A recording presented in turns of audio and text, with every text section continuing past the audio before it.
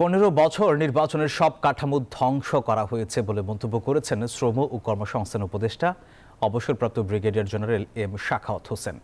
ডিসেম্বরের মধ্যেই সংস্কার কমিশন প্রতিবেদন জমা দেবে বলে ফের জানান নির্বাচন ব্যবস্থায় সংস্কার কমিশন প্রধান বদিউল আলম মজুমদার। বুধবার আগারগাঁওয়ে বিনিয়োগ উন্নয়ন কর্তৃপক্ষ ভবনে দি হাঙ্গার আয়োজিত নাগরিক উৎসবে এইসব কথা বলেন তারা।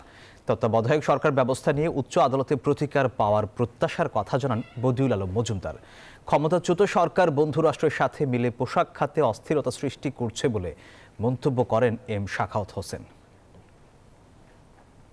এই সমস্যা তাদেরকে তৈরি করানো হচ্ছে বাইরের লোকের, এটা অত্যন্ত আনফরচুনেট। আমাদের দেশ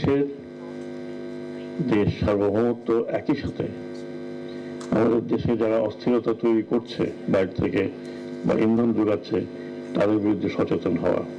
31 তারিখের মধ্যে আশা করি আমরা আমাদের প্রস্তাবগুলো উত্থাপন করব, সরকারের কাছে আমরা এগুলো পেশ করব। এখন এগুলোর ফসল আমাদের ঘরে উঠবে কি উঠবে না তা অনেকের উপর নির্ভর করে।